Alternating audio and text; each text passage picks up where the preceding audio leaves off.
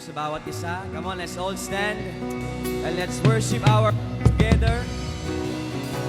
Hallelujah. Come on, He's worthy of our praise. Come on, let's command our soul to worship Him.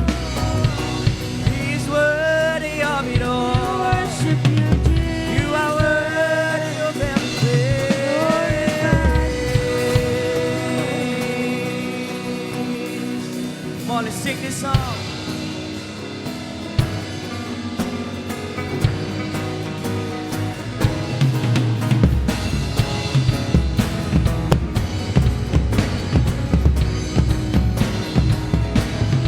Blessed be the name of the Lord. Blessed be your name. Blessed be the name of the Lord. Blessed be your glorious name. Blessed be the name of the Lord. Blessed be your name. Blessed be the name of the Lord. Blessed be your glorious name.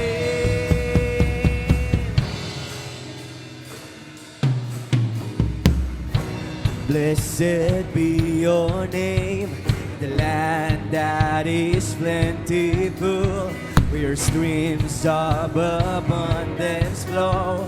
Blessed be your name. Blessed be your name, when I'm found in the desert place. Though I walk through the wilderness, blessed be your name. Every blessing you pour out, I turn back to praise. When the darkness closes in, Lord, still I will say, blessed be the name of the Lord. Blessed be your name. Blessed be the name of the Lord. Blessed be your glorious name. Blessed be your name, with the sun shining down on me, when the world's all as it should be. Blessed be your name. Blessed be your name, in the road marked with suffering, though there's pain in the offering. Blessed be your name. Let's sing every blessing. Every blessing you pour out, I turn back to praise. When the darkness closes in, Lord, still I will say, blessed be the name of the Lord. Blessed be your name. Blessed be the name of the Lord. Blessed be your glorious name. Blessed be the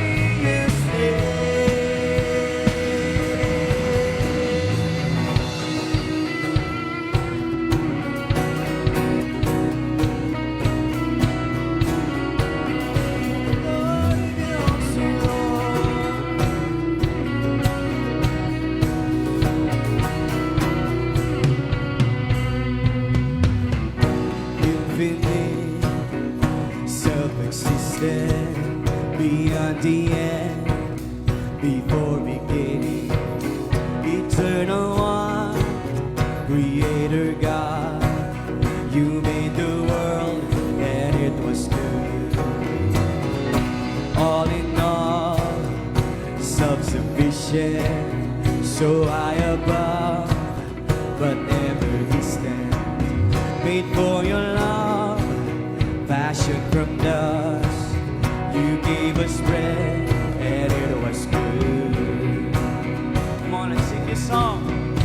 All glory and honor, blessing and power, because your name alone is worthy, worthy forever. The praise is yours.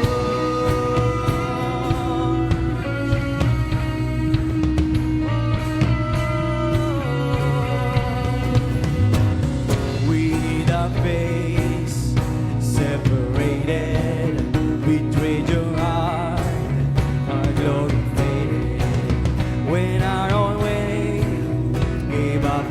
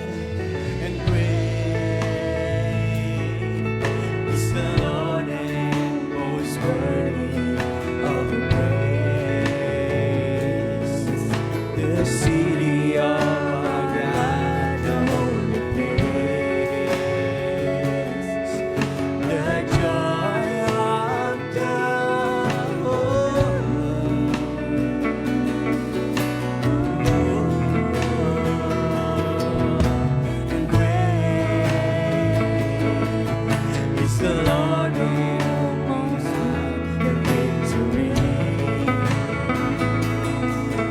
He is us against the enemy. We bow down on our knees.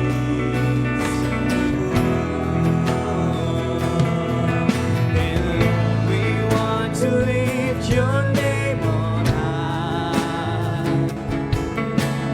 Lord, we want to thank you for the works you've done in our lives. And Lord, we trust in your unfailing love. For you, Lord, our God eternal, throughout earth and heaven. And Lord, we want to lift your name on high. And Lord, we want to thank you for the works you've done in our lives. And Lord, we trust in your unfailing love. For you alone are God eternal, throughout earth and heaven above. Come on, let's worship our Lord.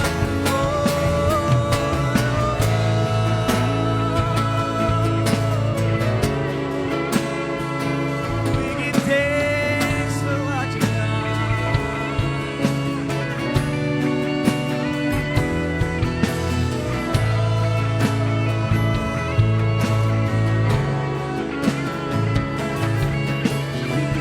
Lord, worthy. Lord, worthy, Lord. And Lord, we want to lift your name on high. And Lord, we want to thank you for the works you've done in our lives. And Lord, we trust in your unfailing love. For you alone are God eternal, throughout earth and heaven. And Lord, we want to lift your name on high. And Lord, we want to thank you for the works you've done in our lives. And Lord, we trust in your unfailing love. For you alone are God eternal, throughout earth and heaven. And Lord, we want to lift your name on high. And Lord, we want to thank you for the works you've done in our lives. And Lord, we trust in your unfailing. For you alone are God eternal, throughout earth. Sing it one more time. And Lord, we want to lift your name. And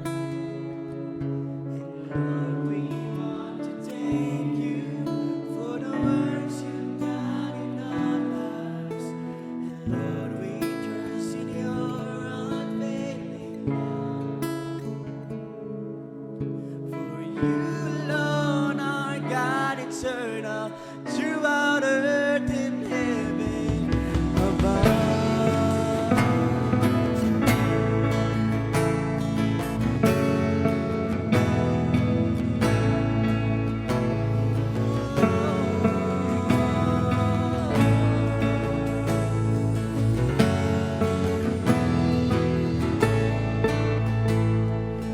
You gave your life for mine. Nailed to the cross, you crucified. All my sin and shame, it was washed by your mercy. You are the treasure I find, my reason for living. So let my life become an offering to the one who is worthy.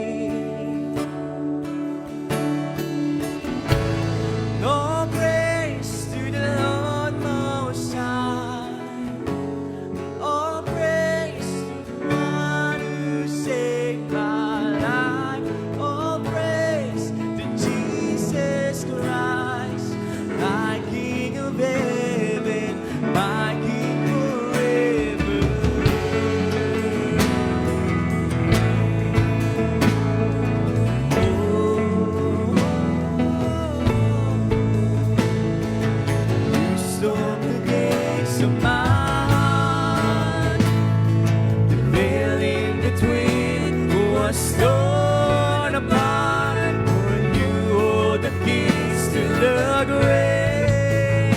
'Cause you breathed things alive, you rolled stones away. All praise to the Lord Most High. All praise to the one who saved my life. All praise to Jesus Christ, my King of heaven, my King forever. All praise to the Lord Most High. All praise to the one who saved my life. All praise to Jesus Christ, my King of heaven, my King forever.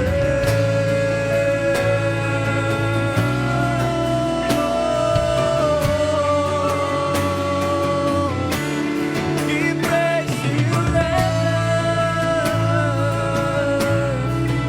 Praise the Lord. And I lift my hands up, lay my whole life down, my whole life down before you. And I lift my hands up, lay my whole life down, my whole life now is for you. When I lift my hands up, lay my whole life down, My whole life down before you. and I lift my hands up, lay my whole life down, my whole life down is for you. When I lift my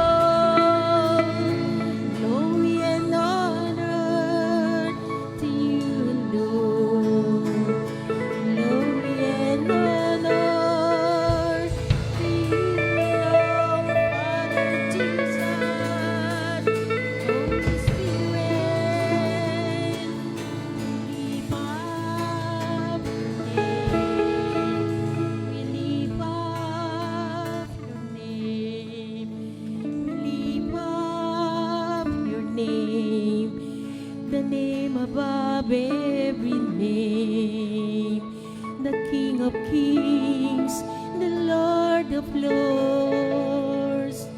I love you, Lord. I worship you. I worship you. I worship you. We worship you, God. We recognize your presence in our midst, O Lord. You are our special guest, Panginoon, sa lugar na to, sa aming mga buhay. Thank you, Holy Spirit. Up to the end of this age, you are within us, O God. Thank you for your presence, Lord. You made us strong, Lord. In your presence, there is love. In your presence, there is strength, Lord. Thank you, Father. Salamat po muli sa umagang ito. We honor you. We love you. Itataas po namin ang iyong pangalan sa aming mga buhay sa kalagitnaan nito. Walang ibang matataas kundi ikaw lang, Panginoon.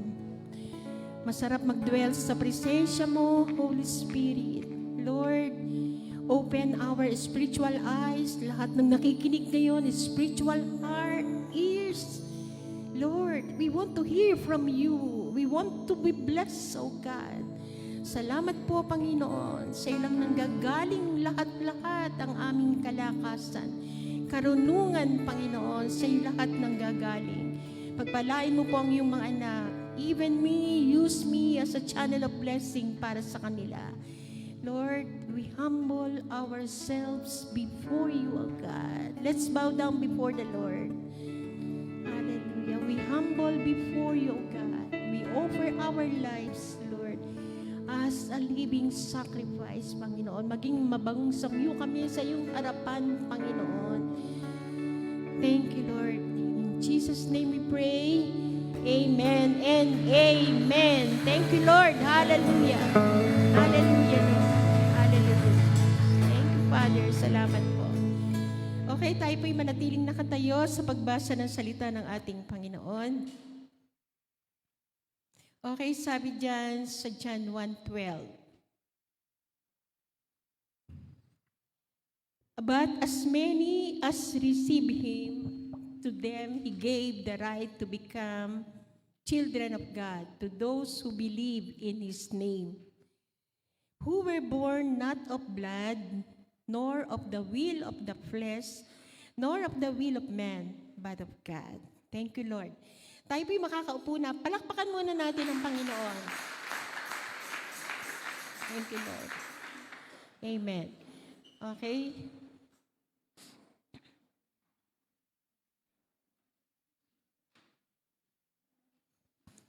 So, ready na po tayong makinig ng salita ng ating Panginoon sa umagang ito? Amen. Yung mga gustong mag-take down kayo, magagamit nyo ito sa mga pagtuturo ninyo, pag-share ng Word of God. So, yung mga verses na ibibigay ko sa inyo, ito ay mineditate ko. As the Lord leads, magbigay siya ng mga revelation. Mas gusto ko kasi yung minemeditate ko yung verse by verse.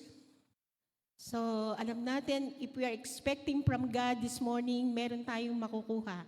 Are you expecting something from God today? Amen. Okay, pwede bang mag-smile muna kayo? Yan, ang gaganda niyong tingnan pagka kayong mga naka-smile. Okay, so, ang topic ko sa umagang ito ay how to walk as a child of God. Yung verse na binasa natin ay nagpapatunay na ang lahat daw ng nagsitanggap sa Kanya. Lahat ba kayo ay tumanggap na sa Panginoon? So, maintindihan natin ang itinuturo natin. Meron ba ditong bago? Pakitaas lang ang kamay. Yung mga newcomer. Pakitaas ang kamay. So, wala nang newcomer, oldcomer na.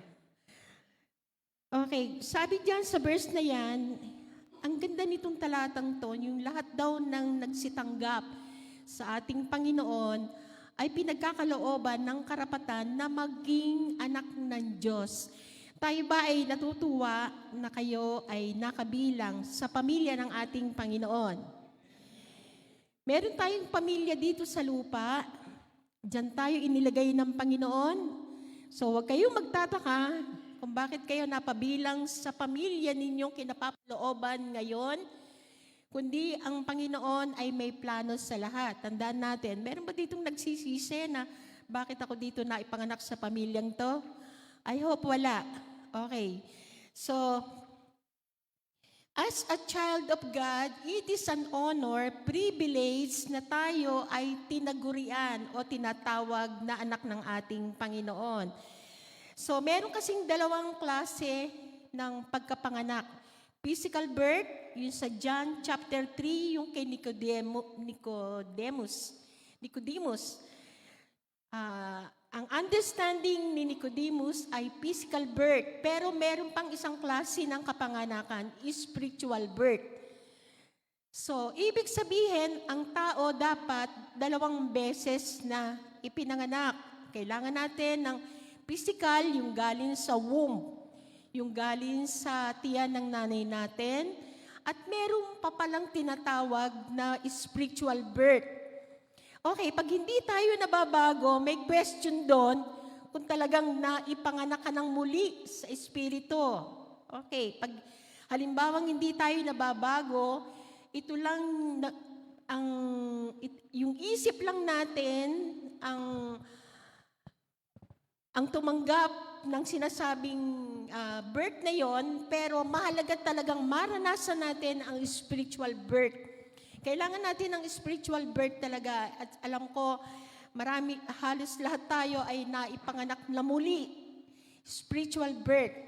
Kasi sabi diyan, yung sinabing, who were born not of the blood, yung sa nanay natin, nor of the will of the flesh, nor of the will of man, but God. So, tandaan nyo pa ba kung kailan kayo na born again? Tandaan nyo yung date? Pag hindi nyo natatandaan, may question doon. Okay, born again na ba talaga ako? Kasi pag hindi natin natatandaan yung ating spiritual birth, okay, bigyan ko kayo ng idea. Pagka ikaw ay talagang born again, o naranasan mo talaga ang spiritual birth, may desire ka na sa Diyos, may desire ka ng, may pagnanais ka ng magbasa ng Bible, gusto mo na mag-pray, yan yung mga sinyales na talagang ikaw ay ipinanganak na muli. So, meron ka ng pag-ibig sa Diyos, gusto mo yung umaten sa mga gawain ng Diyos, gusto mong magbasa ng Bible kahit paulit-ulit, gusto mong manalangin. So, yun ang ibig sabihin na talagang na-born again tayo, yung naghahanap ka sa Diyos. Ang sabi sa Jeremiah 29:11, ano po, I know the plans, 12:13, sabi doon, I will be found. Matatagpuan niyo ko if you seek me with all your heart. So tayo, yung mga ganitong gathering, tayo ay patuloy na nagsisik. Patuloy tayong nagnanais na matuto pa, lumago pa sa Panginoon. So hindi tayo satisfied na yun lang ang ating natututunan, gusto pa nating mag-grow. Yan ang mga senyales na talagang ikaw ay ipinanganak ng muli. So, naiintindihan mo na, bukas na ang isip mo about heaven, bukas na ang isip mo sa eternal life, bukas na ang kalooban natin sa mga plano ng Diyos na maganap sa ating buhay. So, itanong natin sa sarili niya, ganun ako talaga? Yun na ba talaga yung nararamdaman ko? Talaga bang totoong mahal ko ang Panginoon? Talaga bang gusto kong maglingkod sa Kanya? Talaga bang gusto kong sumunod sa Kanya? Talaga bang gusto kong mabago? Yan ang mga senyales, signs na tayo ay ipinanganak na muli. Na ibig sabihin, nauuhaw tayo, nagugutom tayo sa salita ng Panginoon. Naiintindihan na natin pag nagtuturo kami sa inyo o nakakapakinig kayo ng mga salita ng Panginoon at natutuwa kayong sumamba sa Kanya, yan ang mga senyales na talagang ikaw ay pinanganak na muli. Paano tayo ipapanganak na muli? Ulitin ko, napakasimple. Ang simple-simple ng kaligtasan. Kasi lapit lang ng bibig natin. Okay, if you are sincerely searching for God, magre-reveal ng gusto ang Panginoon sa atin, Lord, Halimbawa, ikaw ay dati nang nakakilala, napalayo ka pa sa Kanya, pwede tayong bumalik sa Kanya. Pwedeng i-restore ng Lord yung ating relationship sa Kanya. So, napakasimple lang ng kaligtasan. Hindi natin kailangan lumuhod, parit-parito, mula Quiapo. Hanggang dito, hindi ganon. Hindi natin kailangan pumunta sa Antipolo o kung sino man yung tatawagin natin. So, hindi ganon ang kaligtasan. Ang kaligtasan ay napakalapit sa puso natin, napakalapit sa bibig natin. Ibig sabihin, isang panalangin, simpleng panalangin, sincerely, Lord, binubuksan ko ang buhay ko sa iyo. Gusto kitang tanggapin bilang Panginoon at tagapagligtas. So pag dumating tayo sa heaven, nasabi ko minsan sa inyo, ang kaligtasan natin, pag tinanong tayo ng Panginoon, tatanong sa atin ng Panginoon, bakit kita papapasukin dito sa langit? So ang sagot lang doon ay tinanggap kita, Panginoon. Ama, tinanggap ko ang iyong anak na si Jesus bilang Panginoon at tagapagligtas. Si Lord lang ang daan papunta sa langit, wala nang iba. Okay. Meron tayong mga anak, yung kasama natin, meron tayong biological family o yung ating mga anak. As daughter and sons, halimbawa meron kami mga anak, apo, at halimbawa sa bahay namin, nagbukas ng rep. Papagalitan ko ba? Halimbawa kayo, may mga anak kayo, nagbukas ng rep. Sasawayin nyo ba? O tumingin doon sa pantry, doon sa mga istakan ninyo ng mga pagkain. So, ibig sabihin, pwede nilang gawin yon? Yes. As sons and daughters, pwede nating payagan sila. Hindi na natin, bawal yan na. Hindi natin pwedeng sabihin na hindi ka pwedeng mabukas ng rep, hindi ka pwedeng kumain, hindi ganon. Kasi anak natin. So, parang yung anak ng ating presidente, pag pumunta sa Malacanang, wala nang sasaway doon. Meron siyang karapatan na pumasok doon sa office ng daddy niya. So, ganun din ang bawat isa sa atin. Pag tayo ay anak na ng ating Panginoon, meron tayong mga rights. Kumbaga sa mundo, merong legal rights. Tayo ay may spiritual rights sa ating Panginoon. So, mahalaga yon. Hindi natin sila babawalan na kumain. Kasi anak natin, they can enter the house. So, kahit saan sila magpaikot-ikot, magagamit nila yung mga nandun sa bahay kasi anak natin. So, ganun din sa ating Panginoon. Tayo, by faith, ay tinanggap natin siya bilang Panginoon at tagapagligtas. So, meron tayong karapatan na ma-access yung mga gustong ibigay ng Panginoon sa atin. Are you excited na meron tayong access sa heaven? Access, ibig sabihin, meron tayong karapatan na humingi, makakahingi tayo. Ganon sa ating Panginoon. Makakalapit tayo sa Kanya. Dati noon sa Old Testament, merong namamagitan. Halimbawa si Moses, namamagitan siya para sa tao, sa mga Hudyo, sa Israelites, para sa Diyos, namamagitan. Pero nung mamatay ang ating Panginoon dun sa krus ng Kalbaryo, ano nangyari? Ulitin ko, yung temple, yung curtain sa temple, na 4 inches ang kapal, nakapak mula sa itaas, pababa, at sinabi doon, yun ang access natin. Makakatawag na tayo sa ating Ama. Meron na tayong access kasi ginawa ng Panginoon, ginawa niyang lahat, tinapos niya doon sa krus ng Kalbaryo para tayo ay magkaroon ng access, magkaroon ng daan, magkaroon ng karapatan na makalapit sa Diyos. Are you not happy about that? Na anytime you can call on God? Noong unang panahon, merong namamagitan, mga high priest, pero ngayon sa bagong tipan, meron tayong access, pwede tayong maglambing, pwede tayong humingi sa ating Diyos. So, ayon sa karapatan natin bilang anak niya. So, ramdam nyo ba, feel nyo ba na na talagang meron kayong napakabait na Heavenly Father? Feel nyo ba yon? Feel nyo yon? Hindi kayo nahihiyang lumapit sa Kanya? Kailan tayo nahihiya?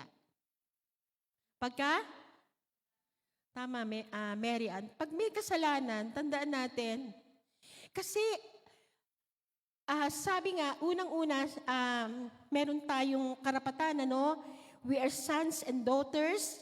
And then, sabi nga, pag tayo lalapit sa Kanya, alam natin na ang Diyos natin ay banal. Banal. Banal ang Diyos natin, holy. So, ibig sabihin, may sinabi sa Bible, without holiness, we will not see God. So, mahalaga yung word na sanctification o holiness. Mahalaga yon. Ang sabi sa Isaiah 59, ang naghihinder sa atin para lumapit sa Diyos ay yung ating mga kasalanan. Pero hindi doon tinapos ng Panginoon. Pag tayo ay nagsisi at humingi ng tawad, marirestore uli yun. Pwede tayong makalapit. Okay. So, nare-realize ba natin na ang Diyos Ama, ang ating Diyos, ay owner? Owner, may-ari ng the whole universe. Nare-realize ba natin na ang Diyos natin, ang ating Ama, ay hindi basta-basta? Hindi siya basta-basta talaga. Isipin mo, siya yung may-ari ng the whole universe. So, ibig sabihin, mayaman ang ating Ama. Ating Heavenly Father, mayaman siya. Okay, dapat maintindihan natin yung bigat, yung weight, gravity ng pagiging owner ng ating Panginoon sa buong mundo. Lahat dyan, the whole universe, lahat ng mga nakabitin, na mga heavenly bodies, tayo din pag-aari ng Diyos. Tayo, nilikha niya tayo. Siya yung ating creator. So dito, mapipicture natin how great is our God, how great is our Father, yung napaka-rich, napakayaman ng ating Panginoon. Sinong magulang dito ang matutuwa kung siya ay ating Ama? Kung siya ang may-ari ng the whole universe, sino sa atin bilang mga magulang na matutuwa na ang anak mo ay naghihirap? Hindi natin gusto yun, di ba? Gusto din natin ang ating mga anak ay ayos, di ba? Na nararanasan din nila yung abundance. Okay, kasi ang Diyos ang may-ari. So, bilang anak ng ating Panginoon, yan. So, unang-una, iklaro ko, medyo nauna itong sinabi ko. Ang ating Panginoon ay holy. Banal ang ating Panginoon. So, tayo ding mga anak ng Lord, okay, tandaan natin, lalo na pag anak ng Panginoon, mas mabigat ang accountability natin. Kasi nakarinig na tayo ng salita ng ating Panginoon. Nakakarinig na tayo.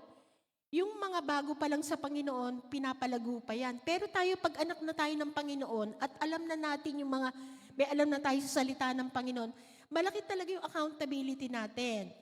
So, sabi nga sa 1 Corinthians 8:9, okay, bilang mga anak ng ating Panginoon, kinakailangan magkaroon tayo ng sanctified life. Sa Lord din ang gagaling yan. Holiness, sa Kanya nagagaling yan. 1 Corinthians 8:9, ano sabi dyan?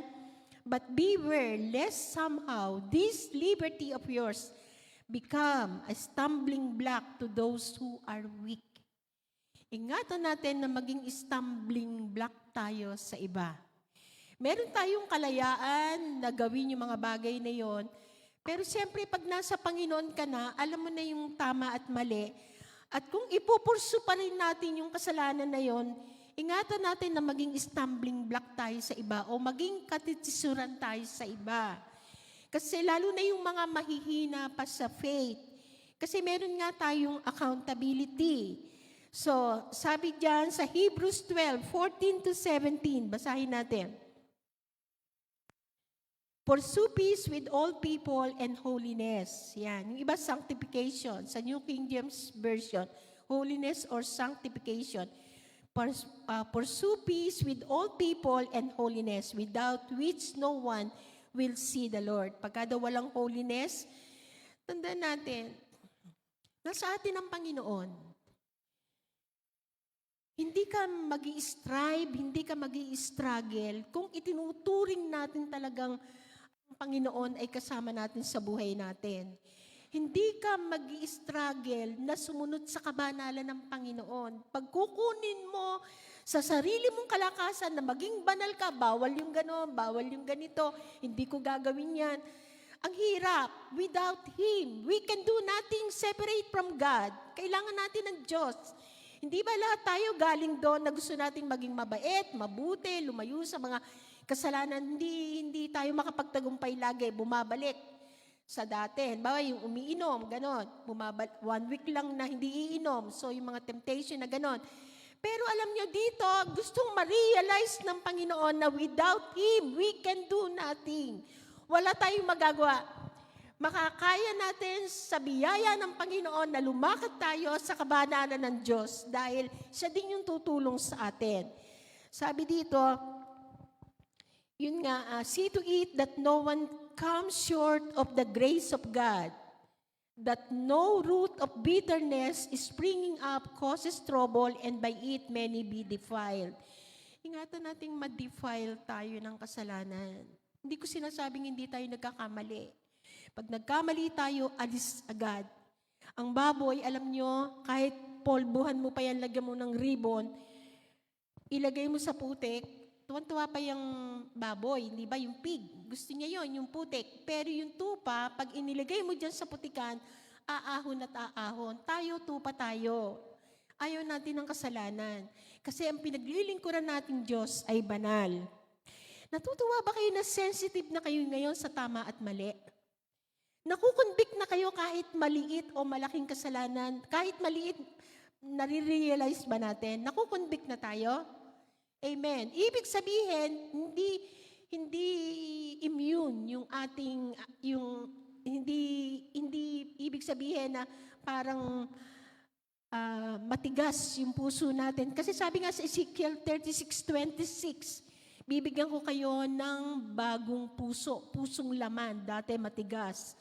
So, lalagyan ko kayo ng bagong espiritu. Okay, yan ang sabi. And then, sabi pa dito, yung ingatan natin yung mga pait, yung ingatan din natin na ma-defile tayo. Kasi ang Diyos natin banal. Ayaw nating maputol yung ating relasyon sa Panginoon. Alam niyo ba, sabi sa Isaiah 59, ang nagpapahiwalay sa Diyos at sa tao ay kasalanan. Alam niyo ba, pag tayo, alam niyo ng mali, pagka talagang kinukonsinti pa natin yung kasalanan sa buhay natin, pinapalakas natin yung kampo ng kadiliman. Pinapalakas natin ang mga gawa ni Satanas. Pag tayo ay nag-a-agree sa kanila, ano pa tayo? Anak tayo ng Panginoon. Pag anak tayo ng Panginoon, ang kailangan palakasin natin ay yung kingdom ni Lord. Pag tayo ay nagko-compromise, pag tayo ay sumasang-ayon sa kasalanan na parang hindi na tayo makumbig. Alam niyo ba, yung kasalanan na nagpapalakas sa kingdom ni Satan? So, pero pag ang mga anak ni Lord, tayo ang nagpapalakas. Tayo yung ginagamit para lumakas ang kingdom ng ating Panginoon. Okay. Pag tayo ay merong, sabi dito sa verse 16, that there is no immoral or godless person like Esau who sold his own birthright for a single meal. Ang babaw ni Esau dito. There is no immoral or godless person. Isipin mo, sa gutom niya, pinagpalit niya yung birthright niya. Dapat nga siya yung ibe-bless. Kasi sa Israel, uso yung sa kanila, hindi uso, ibig sabihin talagang meron silang ganong kultura na yung mga panganay. Okay. Maganda yung prayer kay Jacob. Bagamat siya yung panganay, si Esau, hindi niya pinahalagahan yung birthright niya. Alam niyo, meron din tayong spiritual birthright. Pahalagahan natin yung nasa sa atin, yung tinanggap natin. Maging seryoso tayo doon. Kasi minsan yung maliit na kasalanan, pwedeng manganak pa yan, pwedeng dumami yan. Pag alam natin tayo'y napapasok sa Diyos at nagkakaroon ng mantsa yung relasyon natin sa Diyos, dapat yung i-give up natin yung mga kasalanan na yon. Okay, kasi tayo, hindi tayo sumasamba sa mga Diyos-Diyosan. Hindi tayo sumasamba sa mga gawa ng kamay ng tao. Kasi ang gawa ng kamay ng tao, sa totoo lang hindi natin kayang gawin ng Diyos. Meron din po pwedeng maging idol sa buhay natin. Ano yung malaking oras na pinag-uukulan natin ng higit sa ating Panginoon? Saan tayo nakatali? Minsan kahit mga Kristiyano na may bandage pa rin.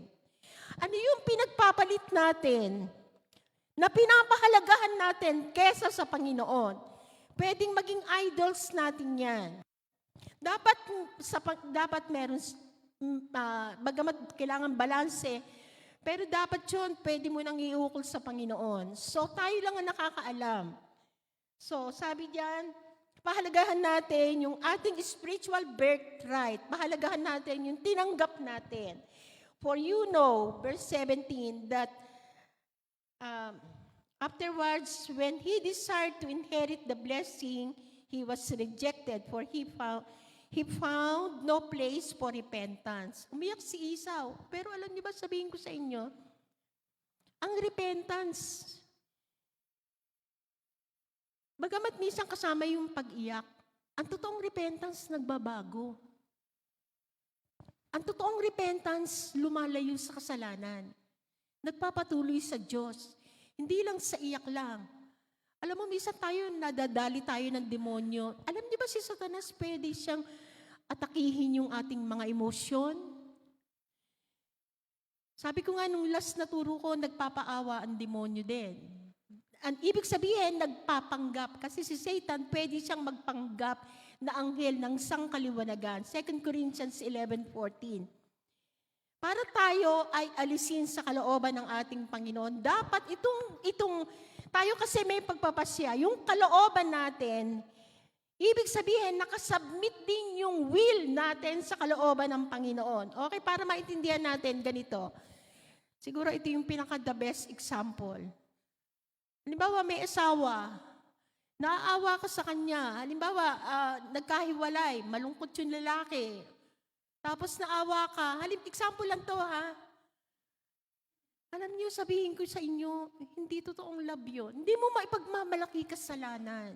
Hindi natin pwedeng, ang kasalanan kasi, halimbawa, naniwala ka dun sa sinasabi ng lalaki, hindi natin pwedeng ipagmalaki ang kasalanan. Hindi man kasalanan tinatago, sa dilim ginagawa. Hindi legal. Walang approval ni Lord. Walang blessing yung ganon. Walang bas-bas ng Panginoon yung ganon. Example lang yon. Minsan, halimbawa, hindi magkasundo ang mag-asawa at nakakita ng iba, halimbawa, tayo pag nasa Panginoon na, halimbawa, dapat maging matibay yung paninindigan natin sa ganon. Tayo ay hindi stumbling block sa iba. Hindi tayo sumisira ng pamilya ng iba. Tayo yung bumubuo. Tayo yung peacemaker. Tayo yung nag-aayos ng buhay ng iba. Hindi tayo yung sisira sa iba. Maliban kasi minsan kami nagtuturo kami sa inyo, sinasabi lang namin ng totoo. So, ibig sabihin, kung masasaktan kayo sa Word of God, so okay lang yun. Kasi ang salita ng Panginoon talaga masakit para mabago tayo. Pero ang ibig kong sabihin dito, hindi natin pinapampers ang kasalanan. Tayo ang role natin as daughters and sons of God. Tayo yung nag-aayos ng buhay ng iba. Hindi natin ginagamit lang yung emosyon natin. Kasi sabi nga sa Jeremiah 17, our heart is deceitful. Pwede tayong malinlang. Pwede tayong malinlang, oo, nakakaawa nga. Pero hindi ba natin alam na si Satan ay pwedeng magmukhang anghel ng sangkaliwanagan? Hindi natin maipagmamalaki kasalanan. Itatago natin yan. At sasabihin ko sa inyo, pag tayo alam na nating mali at ginagawa pa natin, sabi nga si Satan, pwede siya magmukhang yung sheep in wolf, asong gubat in sheep clothing. Pwede siya magmukhang ganon. So be discernful. Ang ganda pala ni Charlie Kirk, sabi niya, ang goal nila ma-restore ang mga family. Kasi yan ang dinadali ng kaaway. So wag tayong maging stumbling block. Tayo yung tumutulong. At tayo yung nag-aayos ng buhay ng iba. Yung role natin as sons and daughters of God. Wag tayong padala dun sa mga emosyon na hindi ayon sa kalooban ng Panginoon. So hindi tayo dapat madala sa ganon. Pag alam mo ang salita ng Panginoon, hindi kalooban ng Panginoon yun, so wag nating patulan yung mga ganon. Kasi tandaan ninyo, pag tayo nasa Panginoon na, minsan tayo talaga yung target ng kaaway. Gusto tayong ialis sa kalooban ng ating Panginoon. So tandaan ninyo, yung naranasan natin sa Panginoon, alam niyo ba pwede din nating ma-miss ang blessing pagka tayo ay disobedient sa Panginoon?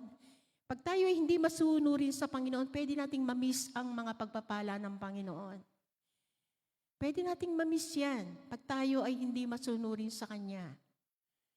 Ayaw ng Panginoon na madumi yung buhay natin. Ayaw ng Panginoon na magpatuloy tayo sa kasalanan. Sin is sin. White lie is lie. Black lie, kung may black lies, black pa rin yun. So, ibig sabihin, sin is sin. Ayaw ng Panginoon noon. Sino ba gusto natin? Ang Panginoon kasi gusto tayong makasama niya.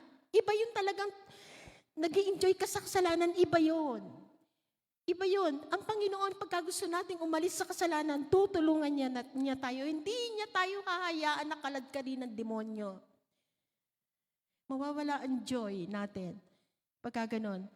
Natatandaan niyo alam niyo yung istorya dun sa Book of Hosea?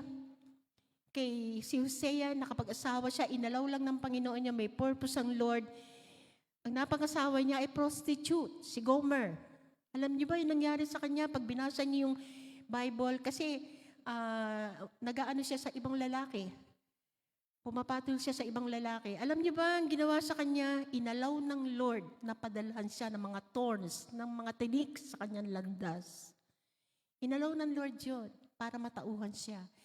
So wag nating hayaan na padalan tayo ng Panginoon ng mga ganon. Gusto ng Panginoon talaga lumakad tayo sa katwiran niya. Lumakad tayo sa kabanalan. Pagka merong inaantig ang Panginoon sa inyo na ipinapaalala sa atin, anak, wag mong gawin yan. Kasalanan yan. Pero nagbibingi-bingihan tayo. Alam niyo, sa totoo lang, masakit din mamalo ang Panginoon. There are times, diba, sa umpisa, pero pagka inaantig na tayo ng Panginoon, ayaw pa rin natin na umalis sa kasalanan yon. Isang araw, iba namang klase ng pagtutuwid ang gagawin ng Panginoon. Para lang tayo manumbalik sa Kanya. Alam niyo ba yung nangyayari sa government natin, may maganda pa rin dyan, positibo pa rin yan at the end. Na ini-expose ng Panginoon yung mga bagay na yan. Kasi pag hindi tayo, halimbawa hindi tayo nakinig sa umpisa pa lang, pwede kayo expose ng Panginoon. Sa una, mabiyaya ang Panginoon. Ayaw din nating mapahiya. Yung nangyayari ngayon sa bansa natin, ini-expose talaga ng Panginoon. Ito yung ways. May positibo pa din dyan na sila ay lumapit sa ating Panginoon. Dito makikita natin yung mga material, yung mga pera na yan, walang kabuluhan yan. Kung ikaw naman ay makukulong, ano mangyayari nun kung makukulong ka? Hindi mo din mai-enjoy yan. Okay. So sa atin, ingatan natin yung tinanggap natin. Nasa atin ang Panginoon, ingatan natin yung patotoo natin. Pwede nating ma-miss yung blessing ng Panginoon. Si Esau, hindi siya totoong nag-repent. Umiyak lang siya. Ang tunay na repentance, pagsisisi, talagang nagbabago at nagpapatuloy sa Panginoon. Yun ang tunay na repentance. Ngayon, as a child of God, so unang-una, may access tayo bilang anak ng Lord sa mga bagay na inilalaan ng Panginoon. Pangalawa, meron tayong, since banal ang ating Ama, kailangan din maging banal tayo as anak ng Lord. Pangatlo din, as a child of God, we have the confidence to the throne. Meron tayong kumpiyansa na lumapit sa Kanya. Hebrews 4:16, therefore, let us draw near with confidence to the throne of grace so that we may receive mercy and find grace to help in time of need. Therefore, let us draw near with confidence. Ngayon, may kumpiyansa na tayong makalapit sa Diyos.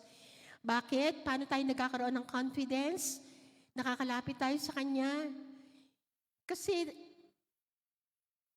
through the blood of Jesus, namatay siya para sa atin, tinanggap natin yon. So makakalapit tayo ng malaya sa Kanya.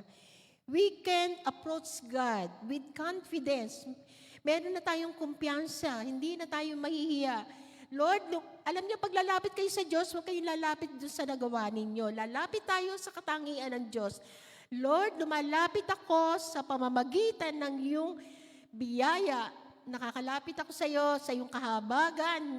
Kasi, Lord, mayaman sa kahabagan. Lumalapit ako dahil sa iyong kabanalan. Lumalapit ako sa pamamagitan ng iyong biyaya. Masagana ang biyaya na hindi ka lalapit sa Kanya ng magaling ka. Kasi hindi naman tayo talaga actually, wala tayong ganon. Lalapit tayo, ang gagamitin natin yung katangian ng Panginoon. Lumalapit tayo dahil mabiyaya ang Panginoon, magkakaroon ka ng kumpiyansa. So lumalapit ako dahil sa yung banal na dugo na tumubos, naglinis sa akin. So ganun yung pag-pray, ganun yung paglapit natin sa Diyos, meron na tayong kumpiyansa. And then 1 John 5:14-15, ano sabi doon? This is the confidence that we have in Him, that if we ask anything according to His will, He hears us. So, meron tayong kumpiyansa na pagka tayo ay may hinihiling sa Panginoon, ayon sa Kanya, ang kondisyon dito, ayon sa Kanyang kalooban. Kung lalapit ka sa Panginoon, Lord, pwede bang kuhanin mo na yung kaaway ko? Kalooban ba yun ng Panginoon? Tapos, Panginoon, puksain mo na sila. So, lalapit tayo ayon, di ba sabi nga dun sa, I think Romans 12:14, pwede mo ngang i-curse yung mga nasa gobyerno ngayon. Pero ano sabi ng Panginoon sa kanila? Paano tayo? Paki-plus nga yung Romans 12:14.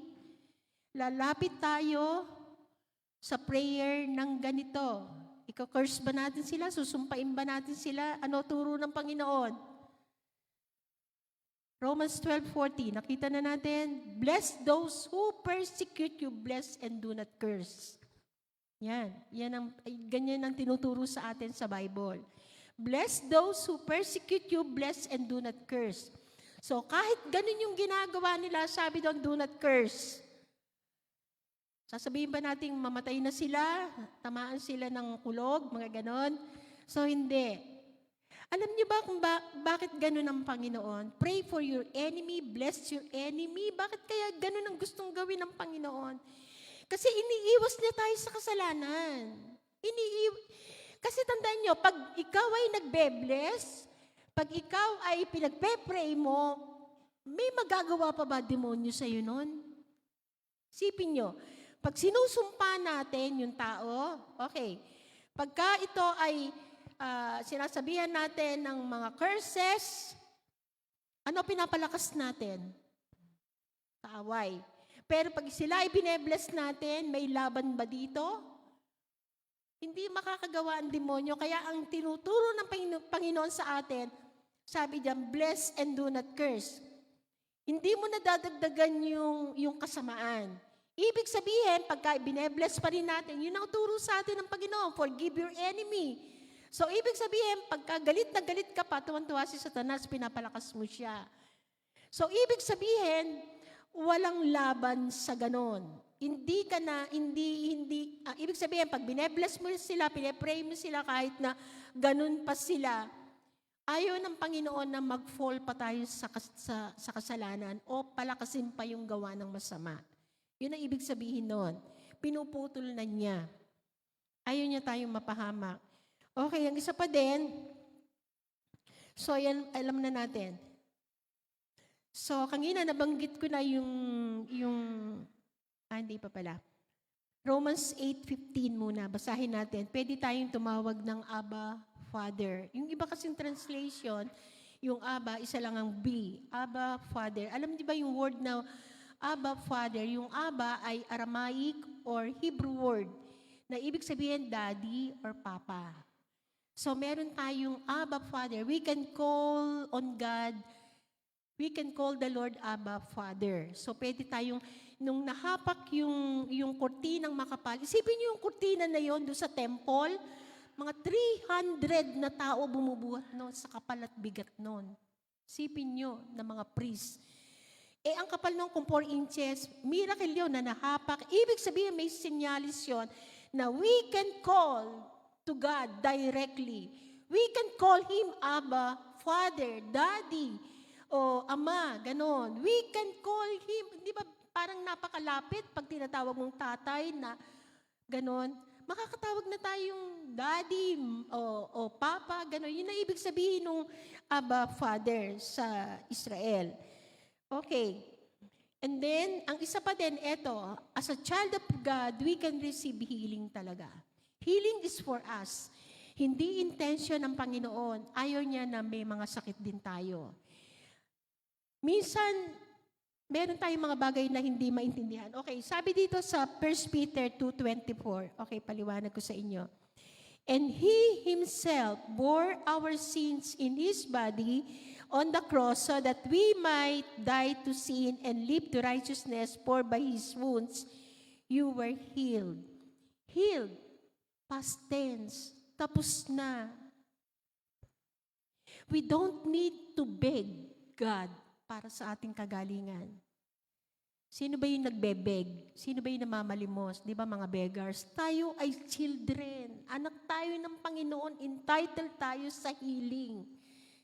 Ano sabi dito? Past tense itong sabi, healed. Tsaka yung sa Psalm 107, verse 20, He sent His word and healed them. Past tense. Ginawa na ng Panginoon yung healing.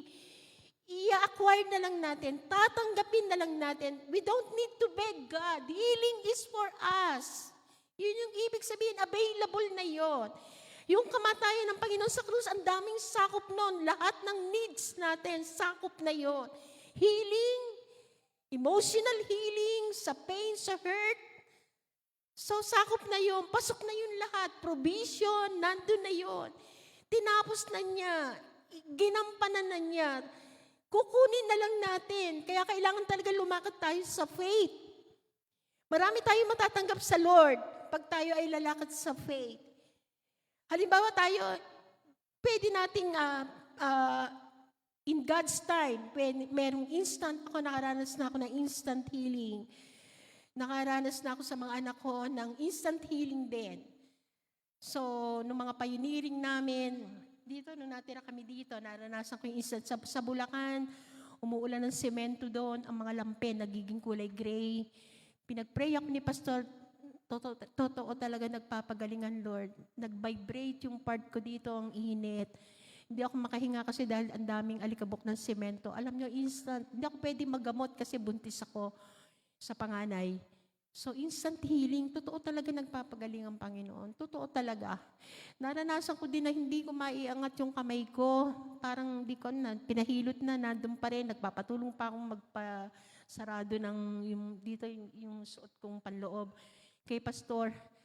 And then, hanggang isang madaling araw, sabi, mag-anniversary kami ni Pastor. Sabi ko, Lord, sabi ko sa kanya, pwede bang pa-anniversary mo na sa amin? Madaling araw may nagtaas ng kamay ko. Agaw tulog ako noon. So may lumagitik. Totoo talaga nagpapagaling ang Panginoon. Alam niyo, kailangan lang lumakad tayo sa faith. Buti na lang merong paraan. Magagamit natin yung faith. Yung faith ay paniniwala sa mga bagay na hindi nakikita. Hindi natin nakikita ang Diyos kasi Espiritu siya. Natutuwa siya pag tayo ay naniniwala sa Kanya. So yung healing na yon para sa atin yung ginampanan na ng Panginoon, yung role niya.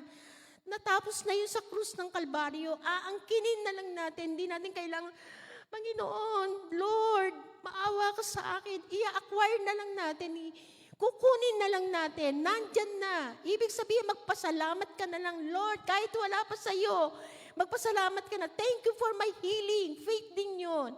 Ano sabi doon sa Mark 11:24? Paki-plus nga natin yung Mark 11:24. Ano sabi doon? Therefore, I say to you, whatever things you ask when you pray, believe that you receive them and you will have them. Okay, dito sa NASB, receive, past tense may be. Ang gusto ng Panginoon, yun talagang andyan na, nakahilera na yan eh. Nakahilera na yung mga blessing ng Panginoon.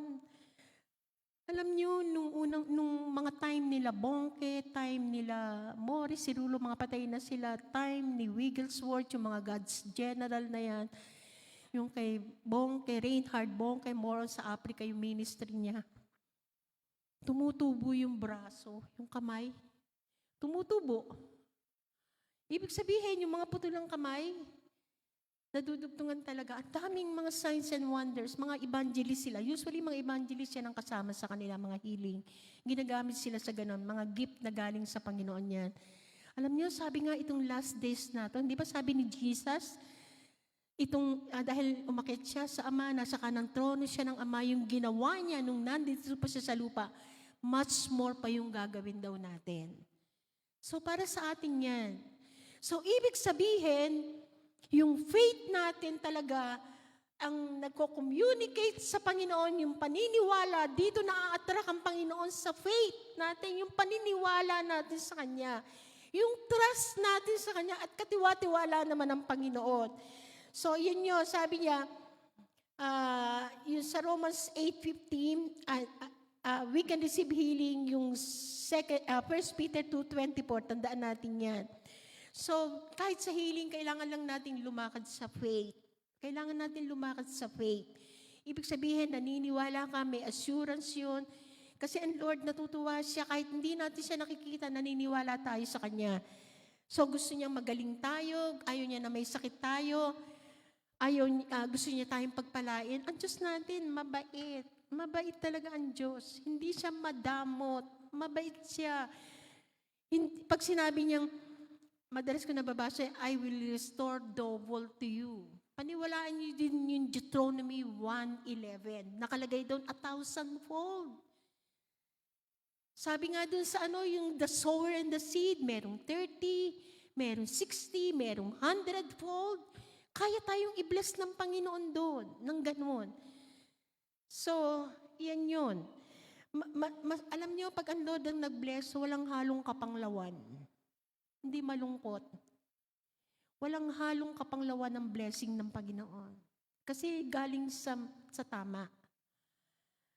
So, ganun, ang sarap mag-bless ng ating Panginoon. Nakakatuwa. Minsan maa-amaze ka talaga. Basta't gawa lang tayo ng gawa. Sunod lang tayo ng sunod. Maging masipag tayo sa kingdom ng Panginoon. Kasi ang Panginoon hindi niya i-overlook yung mga talagang gumagawa sa Kanya. Yung talagang gustong magdala ng mga kaluluwa na dumami pa yung mapupunta sa langit. Ganun ang Diyos natin. Pagka interested tayo sa kingdom niya, interested tayo dun sa heart ng Panginoon, sa passion ng Panginoon, at ginagawa talaga natin without complaining, at talagang nagtatrust tayo sa Kanya, magugulat ka na lang paano ka ibe-bless ng Panginoon. Hindi ka na maghahabol ng blessing. Ang magandang habulin natin, ang magandang gawin natin, kung ano yung gusto ng Panginoon. Yun ang gusto niya ng kaluluwa. Gusto ng Panginoon ng tao. Gusto ng Panginoon, kasi ang langit, ang laki-laki. Ang laki-laki ng langit. Itong earth, ang liit-liit nito. Marami pang paglalagyan doon. Mahaba yung dulang doon na uupo doon sa isang araw. Sabi nga doon sa Isaiah na lavish banquet ang mangyayari. So, merong marriage supper of the Lamb pa. Okay, so yun yun. So, ibig sabihin,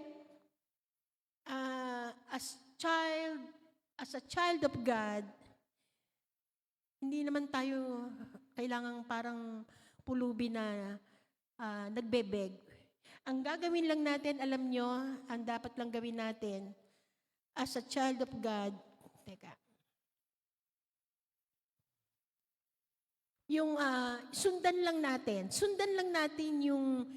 yung ginawa ng Panginoon. Sundan lang natin, act upon, yung aksyonan lang natin yung ginawa ng Panginoon. Yun ang ibig sabihin nun. So, ang isa pa din, yun sa provision ng ating Panginoon. Okay. Psalm 37, as sons and daughter, entitled tayo sa provision. Psalm 37 verse 4. Delight yourself in the Lord, and He will give you the desires of your heart. Natutuwa ba kayo sa Lord? Nagagalak ba kayo sa Kanya? Pag nag-worship ka, napupuno ka na sa worship pa lang, napupuno na yung kalooban mo eh. Alam niyo ba si Lord nagdi-delight din sa atin? Sabi sa Psalm 16:3-4. Psalm 16:3-4. Natutuwa din siya sa atin. Alam niyo ba, pagka tayo nakakatapos ng mga problema, nakakapagtagumpay sa problema, okay, bigyan ko ito ng konting paliwanag. Hindi ba alam ng Lord yung mangyayari sa atin sa future? Bakit tayo dumadaan pa sa mga problema? Alam niyo ba ang Lord inaalaw na dumaan tayo sa gano'n para ma-realize natin na mapapagtagumpayan pala natin yon. Yun lang yun. Ibig sabihin, matutuwa ang Panginoon pag napagtagumpayan mo yung problema yun, hindi ka bumigay. Gusto niyang ma-realize natin na kaya pala natin yun sa tulong niya. Kasi alam naman niya yung ending eh. Bakit tayo pinapadaan pa sa ganon? Kasi lalakas pa faith natin doon. Magtitiwala pa tayo sa Panginoon. Kakapit pa tayo sa Kanya. Pagka tayo ay talagang, pagka tayo ay nakakapagtagumpay. Okay, sabi doon, entitled tayo sa provision, sabi, delight yourself in the Lord, matuwa tayo sa Panginoon. Nabobore ka ba sa Word of God? Nabobore ka ba pagbabasa? Wala ka bang joy? Dapat ito, nagdi-delight tayo. Alam niyo yung isang sikreto dito? Minsan kahit nabasa mo na yon, ako nagno-note kasi ako mahilig ako mag-note. Na minsan yung talagang may dating sa akin, yung buhay sa akin, nino-note ko yun. Minsan nagagamit ko sa pagtuturo yun. Alam niyo bang, halimbawa, yung delight yourself in the Lord, pwede kang bigyan ng Panginoon ng ibang kahulugan doon sa delight. Nai-enjoy mo ba siya? Ini-enjoy mo ba ang Panginoon? O alis ka na aalis na ako, gusto mo na siyang iwanan, ganon. And then alam niyo ba ang Panginoon din nagdi-delight din sa atin? Yung Psalm 16:3-4, paki-plus nga yun, nakita niyo na, Psalm 16:3-4. Sino daw yung delight ng ating Panginoon? Kanino siya nalulugod? As for the saints who are on the earth, they are the excellent ones, in whom is all my delight. Natutuwa din ang Panginoon sa atin. Nagdi-delight din siya sa atin. Tuwan-tuwa siya pag pag tayo nagtatagumpay sa mga problema, na i-apply natin yung mga salita niya. Natututo tayo. Gusto ng Panginoon na matuto tayo. Okay, ang sabi pa dito, ito pa isa maganda. Psalm 16:5-6. Sino may gustong ang portion niya ang Panginoon? Ang bahagi niya ay Panginoon. Okay, sabi diyan, the Lord, oh Lord, you are the portion of my inheritance. Ang mana natin si Lord. Are you not happy na ang mana natin, yung may-ari ng the whole universe, siya yung portion natin, siya yung bahagi natin. Hindi ba dun sa prodigal son, yung panganay nagrereklamo kasi hindi man lang siya makapagpatay ng alagang hayop ng tatay niya. Sabi ng tatay niya, you have been with me all the time. Lagi kang nasa akin, kasama kita. Pwede naman siyang humingi. Sabi ng ama doon, yung dalawa lang yung anak nila, yung prodigal at yung panganay, everything I have is yours.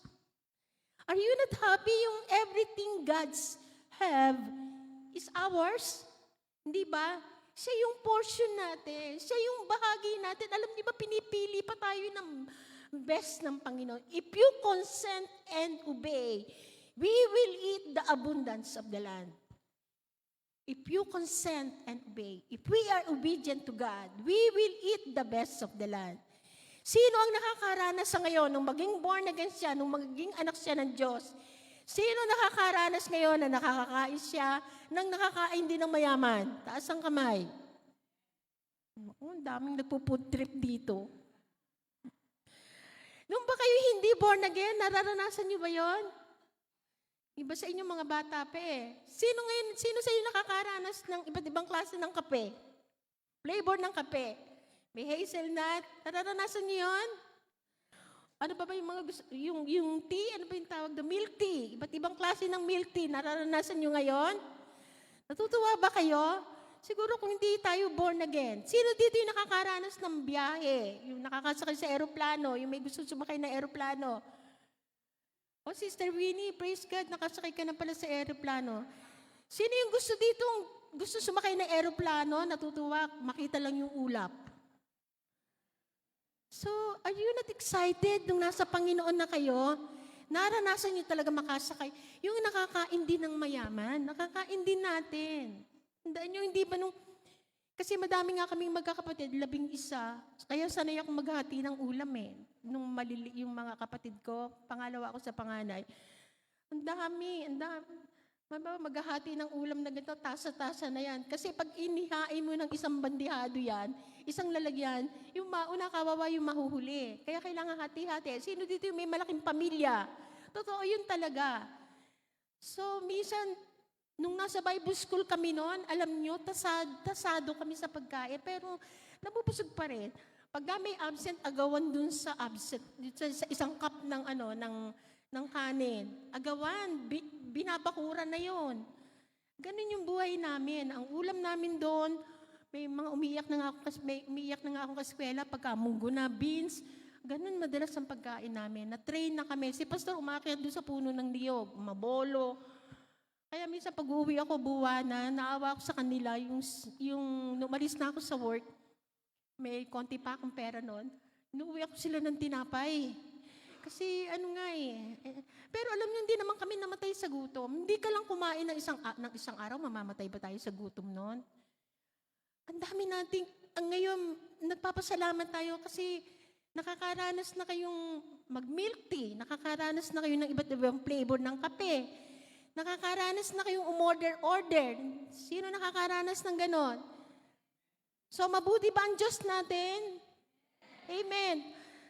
Sino dito yung pagka meron ka pang assurance, kapayapaan, kahit magkagulo yung mundo, alam mong pupunta ka sa Panginoon. Meron tayong eternal life. Di ba nangangamoy ang Third World War? Ang Third World War III, nangangamoy, di ba? China sa Taiwan. And then, ang Russia. So, tapos yung mga digital, pa natin ngayon, gusto mga ipatupad. Bagay, di ba, papunta talaga doon, yung digital, yung sinasabing lahat. Kasi kaya nakakapagnakaw, walang paper trail eh. Kaya mga kasag gusto nila, mahirap yun eh.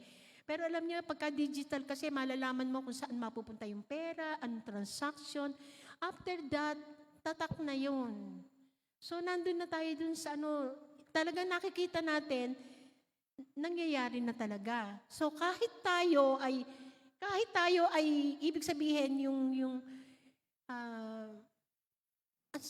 iba talaga eh. At saka naging appreciative tayo naging mapagpasalamat tayo sa mga blessing, di ba? Kay maliit, kay malaki. Hindi na tayo mareklamo sa ulam. Kahapon ulam ko, tuyo. So, pero ang sarap. So, hindi, naging thankful tayo. Hindi na tayo pintasero. Meron pa bang pintasera at pintasero dito? Naging matyaga tayo ngayon sa kapwa natin. Naging mapagmahal tayo kahit ano pa yung ugali nila. Mahal pa rin natin sila. Tama? O baka meron pa ditong pintasera at pintasero. Lagot kayo sa Panginoon kasi nilikha ng Panginoon yon. Okay. So, ayan. At tandaan natin, ang Panginoon, ang ating, siya yung ating portion. And then, ang isa pa, magagamit natin yung authority as child of God. So, sabi nga sa Luke 10:19, binigyan tayo ng authority, delegated authority. Tayo meron din sa church ng ganon. We can use that authority na pamahalaan ang mga pinamamahala ng Panginoon sa atin. Dapat faithful pa rin tayo. Pag binigyan ka ng ganong pera, hawakan mo ng tapat, yung mga tao na pinagtiwala sa iyo, mahalin mo sila. So, yan, na lumago pa sila sa Panginoon. At sa huli, eto pa, dito na ako magwawakas. 2 Timothy 4:2, in season or out of season, sa napapanahon o sa hindi, dapat ipangaral natin ang salita ng Panginoon. As a child of God, interesado tayo sa gustong mangyari ng Panginoon. Tumutulong tayong lumawak ang gawain ng Panginoon. Eto, ang mga babae ba pwedeng magturo? Pwedeng mangaral? Pwede tayo magturo, mangaral? Meron iba kasi yung denomination, hindi pwede. Pero alam niyo, basahin niyo yung Psalm 68:11 sa NASB. Okay, eto. The Lord gives the command, the women who proclaim the good tidings are a great host. Kahit mga kababaihan, kay lalaki, bata, matanda, gagamitin tayo ng Panginoon. As a child of God, in season or out of season, we need to proclaim the word of God. Maging interesado tayo doon sa gusto ng Panginoon. Sumunod tayo doon sa gusto niya, hindi yung gusto natin. Hindi tayo magaling sa Diyos. Kung ano yung inuutos ng Panginoon sa atin, yun ang gawin natin. Hindi tayo mas marunong pa sa Diyos. Huwag natin siyang pangunahan. Meron tayong guide, itong Word of God, makakasunod tayo. May guidance nga tayo, itong Bible para hindi tayo mapahamak. Okay, so yun lang po. Ang dami pong nating mga rights, ang dami nating mga promises, ang dami nating benefits, ang dami nakalaan ng Panginoon sa atin. Yun na lang eternal life. Hindi mo kayang bayaran yun. Yung salvation, hindi mo kayang bayaran yan. So yan po ang ilan lamang na mga paano tayo lalakad sa buhay natin as a child of God. So ilan lang po yan. Thank you, Lord. Tayo po ay mag-pray. Salamat po, Ama. Kami po ay iba-iba. Iba-ibang tao, Panginoon. Iba-ibang pinagmulan, lahi, tribo, clan, Panginoon. Pero we are one in you. Iba't ibang bansa sa buong mundo. Pero salamat po, Ama.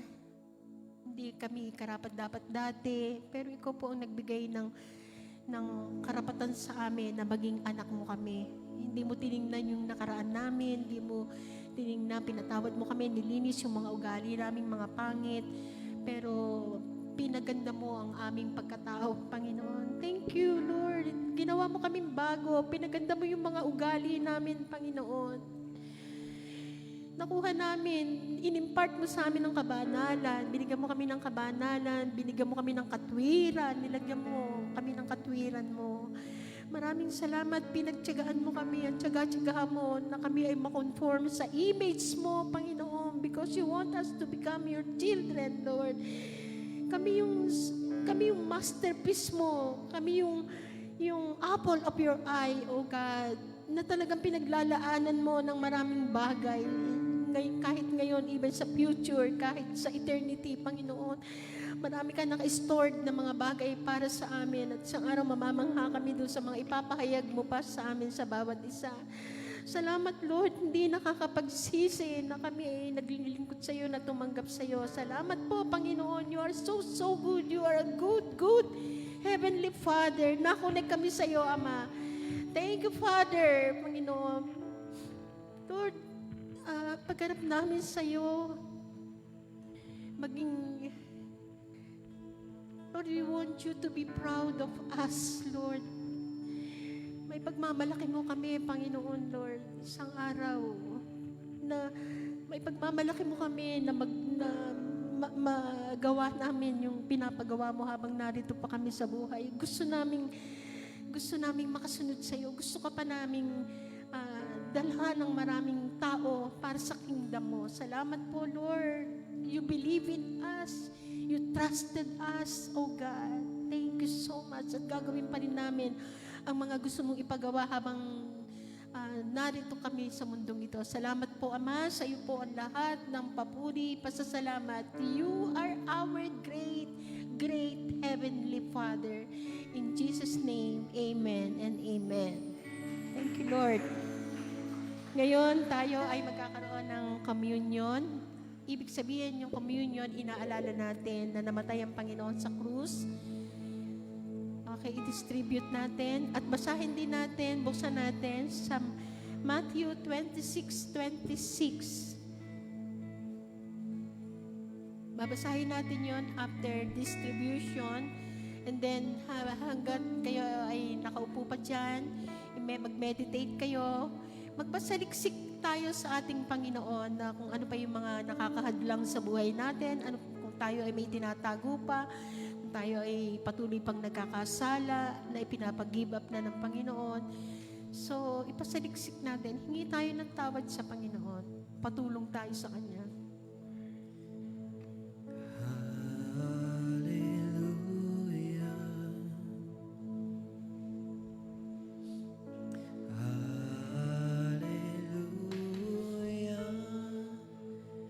For the Lord God Almighty reigns.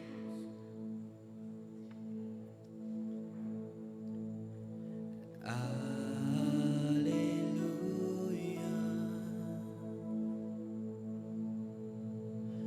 Alleluia. For the Lord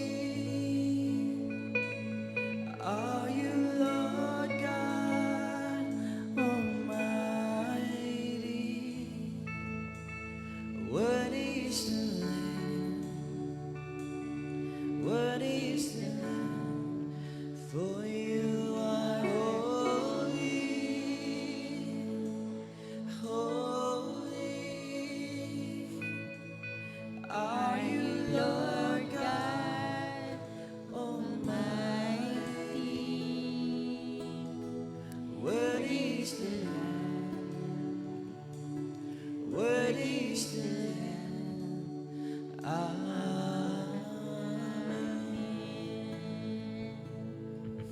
Amen. Thank you, Lord. Thank you, Jesus. Tayong lahat ay tumayo. Basahin natin ang Matthew 26:26 muna. And as they were eating, Jesus took bread, blessed and broke it, and gave it to the disciples and said, "Take, eat, this is my body." Then he took the cup and gave thanks and gave it to them, saying, "Drink from it, all of you. Then, for this is my blood of the new covenant, which is shed for many for the remission of sins. But I say to you, I will not drink of this fruit of the vine from now on until that day when I drink it new with you in my Father's kingdom." Thank you, Lord. So, hawakan natin ang tinapay, pagpe-pray natin. So, itong communion, inaalala natin, ito yung Passover sa Old Testament. Inaalala natin, nag-o-offer sila ng mga hayop doon, mga perfect na mga hayop, walang blemish. So ngayon sa bagong tipan, para ang ginawa ng Panginoon, in-offer niya yung sarili niya, once and for all, para sa atin. At ang communion, inaalala natin, ito yung pinakasentro ng Bible, na para sa atin, nagkaroon tayo ng kapatawaran sa ating mga kasalanan, nilinis tayo ng kanyang banal na dugo. Nabayubay siya sa krus at binigay niya yung kanyang buhay para tayo ay magkaroon ng kapatawaran. So, alalahanin natin ang ginawa lagi ng Panginoon doon sa krus. At ang isa pa rin sa communion ay may healing din. So, kung meron kayong iniinda sa katawan nyo, pwede itong maging point of contact. Hindi ito yung nagpapagaling, ang Panginoon na nagpapagaling. Point of contact lang itong tinapay, itong grape juice na ang Panginoon na nagpapagaling. Ito ay sinisimbolo lang ito ng katawan ng ating Panginoon. At yung kanyang banal dugo, sinisimbolo din ng grape juice. So kung meron kayong mga nararamdaman sa katawan nyo, pwede kayong mag-pray, kunin niyo yung healing niyo sa ating Panginoon. You can claim your healing. Gusto ng Panginoon na tayo ay walang sakit. So pag-pray natin at kanina nakahingi na kayo ng tawad, so ipag-pray natin. Mag-pray kayo muna sa sarili ninyo for healing, kung sino yung nangangailangan ng healing.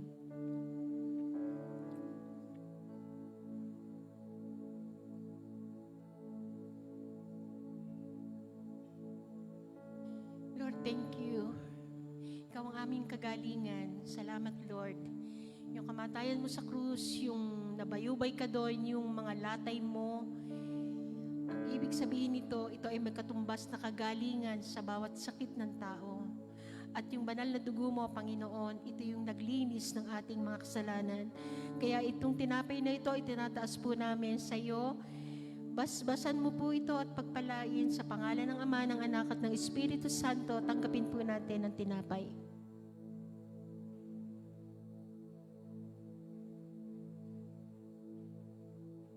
And then itaas po natin ang grape juice. Pag-pray po natin, salamat Panginoon sa grape juice na nagsisimbolo ng iyong banal na dugo, na naglinis, naghugas sa amin, sa aming mga kasalanan. Humihingin kami ng tawad sa iyo, Panginoon. Salamat, Lord. Napaka-forgiving God mo sa iyo, sa amin. Thank you, Lord. Binigyan mo kami ng pagkakataon na magbago. Nilinis, tinubos mo kami. Salamat sa iyong banal na dugo. Pagpalain mo po ito sa pangalan ng Ama, ng Anak at ng Espiritu Santo. Tanggapin po natin ang grape juice.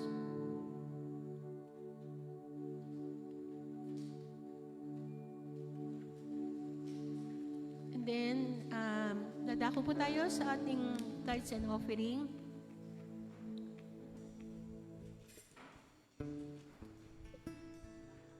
Tinatawagan po natin ang ating mga ushers. Every blessing you pour out, I turn back to praise. When the darkness closes in, Lord, still I will say, blessed be the name of the Lord. Blessed be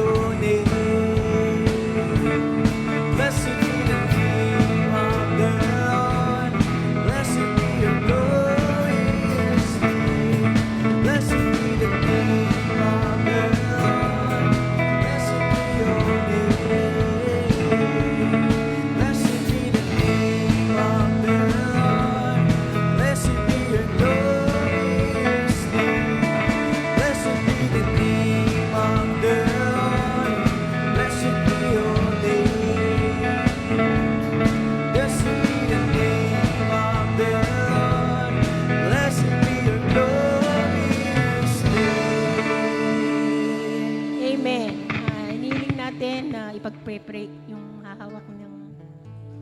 Tayong lahat ay tumayo. Pag-pray natin ang tithes and offering. Lord, zero kami. Zero talaga kami, Panginoon, kung wala ka. Lahat galing sa iyo. Kahit po yung mga pinagtiwala mo sa aming mga pera, ito po ay galing sa iyo. Lakas, talino, lahat galing sa iyo, Panginoon. Kaya tinuruan mo kami na magbigay sa iyong gawain at gusto naming maging matapat sa pagbibigay sa iyo. Lord, ito ay seed faith din po namin. Nagtatanim kami sa kingdom mo. Yung lahat ng mga binibigay namin sa iyo, sinabi mo na ibabalik mo ito siksik, pikpik, liglig at umaapaw ayon sa iyong mga salita. Pero unang-unang Panginoon, binibigay po namin to dahil mahal ka namin, Lord. Ang dami mo nang binigay sa amin, buhay, eternal life, Lord. And we are so grateful for that, oh God. Bless this tithes and offering para marami pang mga mawin sa kingdom mo, Panginoon. Lord, ingatan mo po ito sa gawa ng mga masama. Salamat po, Panginoon, sa iyo po ang lahat ng kapurihan. In Jesus' name we pray, amen and amen. Thank you, Lord. And then, isunod natin yung ating benediction, yung Aaron's blessing, kasama ang pangalan ng ating Panginoon dyan sa prayer na yan. Okay, sabi dyan sa Numbers 6:22 to 23, "And the Lord said to Moses, say to Aaron and his sons, this is the way you shall bless the Israelites, say to them, the Lord bless you and watch, guard, and keep you. The Lord make His face to shine upon and enlighten you and be gracious, kind, merciful, and giving favor to you. The Lord lift up His approving countenance upon you and give you peace, tranquility of heart, and life continually. And they shall put my name upon the Israelites, and I will bless them. May the Lord, the God of your fathers, add to you 1,000 times as many as you are, and bless you just as He has promised you." Receive the blessing of God. Sabihin niyo sa Lord, Lord, I receive. In Jesus' name, amen and amen. God bless you sa inyong lahat. Thank you sa inyong pakikinig. Pagpalain kayo ng Panginoon. You may be seated for a while and then meron tayong announcement.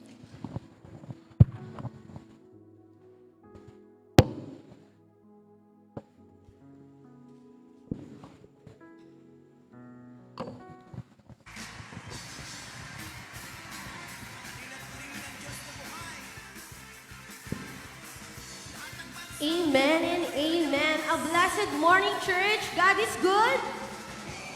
And all the time, God is good. I believe lahat po tayo ay pinagpala ng Panginoon sa umagang ito. Amen po ba? Amen. So thank you, Lord, and thank you, Pastora, for the very word of God today. So right now, we invite all of us to remain seated for our important announcement.